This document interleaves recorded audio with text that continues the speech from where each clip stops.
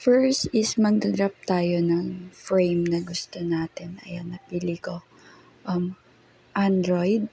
Then nag-choose ako ng color which is etong green na may code na 00 and 46 with 100% quality.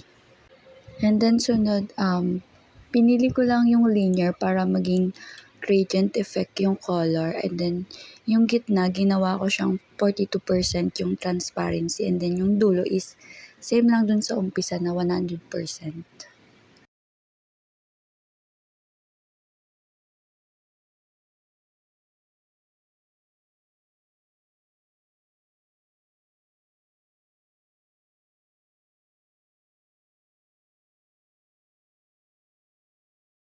And then next, nilagay ko lang tong status bar para magmukha talaga siyang Android notification.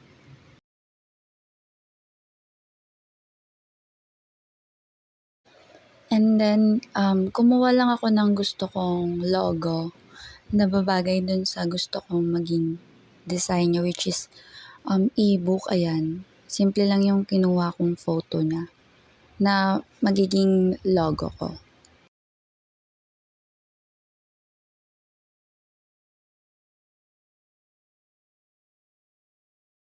Tapos ayan, sinet ko yung crop para matanggal yung natirang mga spaces na hindi kailangan.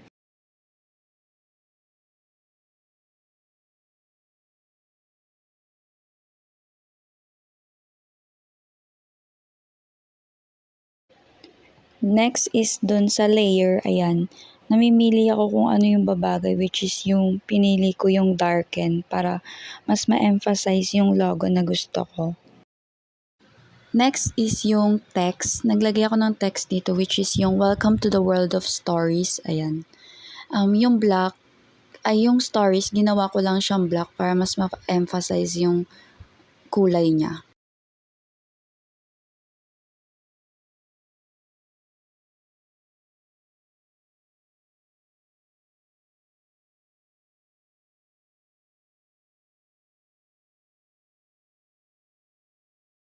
Ayan, as you can see, ginagalaw-galaw ko yung mga text and then yung logo para mas makita ko kung saan siya mas babagay na ilalagay. Ayun, nag-set ako ulit ng shape which is yung rectangle, pero gagawin ko siyang parang oblong. Isiset ko lang yung size niya into 20, both in 4 sides. And then nag-add din ako dyan ng text which is yung get started, and then sinet ko lang siya ng perfect font size which is 16 para magmukhang neat naman siya tingnan. Tapos yung nilagay kong shape kanina which is yung oblong, sinet ko lang yung color niya na 12333A with 100% transparency. Para mas ma-emphasize yung yung button. Ayan, next nagdagdag ako ulit ng panibagong frame. And then gagawin ko lang din yung same color sa kabila.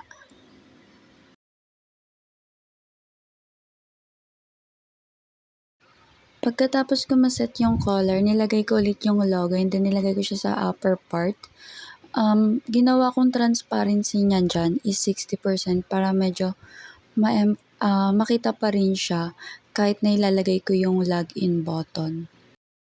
Next is maglalagay ako ng panibagong frame, tapos iset ko yung upper part na magkabilaan ng 20 yung size.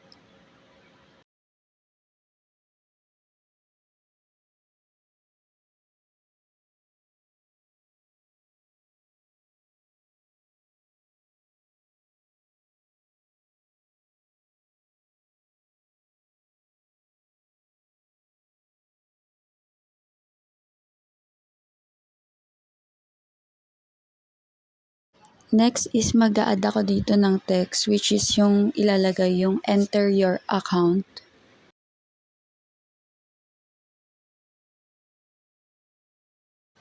And then next na ilalagay ko yung email.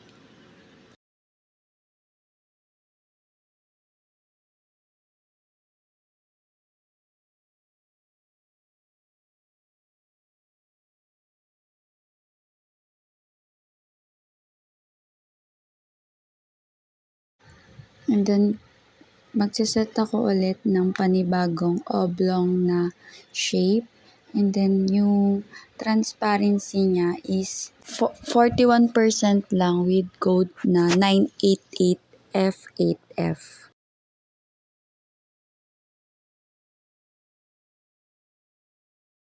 Next is yung gagawin ko dito, pinindot ko yung control while naka-hold sa left part ng mouse. Tapos kinopy ko yung part ng email para same na lang sa magiging password. Papalitan ko na lang siya ng word na password.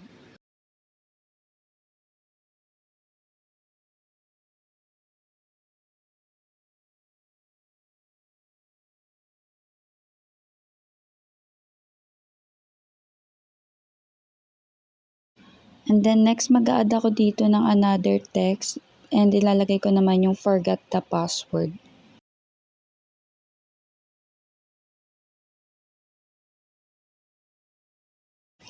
Next is mag-a-add ako ulit ng panibagong shape. And then isiset ko lang to into color green na same ng color sa get started na ginawa ko kanina. Pero dito naman, ang nakalagay is login.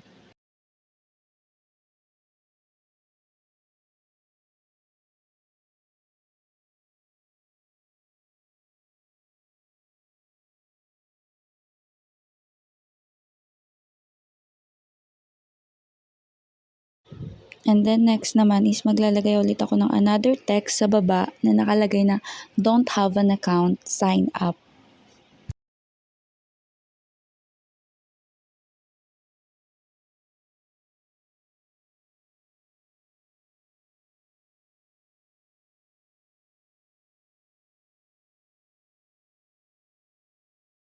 Next is for the last part, pinindot ko lang dito yung prototype. At first may kita nyo dito is yung on top pero pinalitan ko siya ng on drag. And then sa navigate to, search, sinet ko lang ito sa Android large font which is ito yung pangalawang flow na ginawa natin. And then smart animate, yung ease out is nakaset into 1200. And then pinindot ko yung prototype view para ma-check natin if gumagana talaga yung dalawang flow na ginawa natin. And ayan, lumabas yung first flow and then dinrag ko pa up and then lumabas ulit yung second flow. Yun lang, maraming salamat po.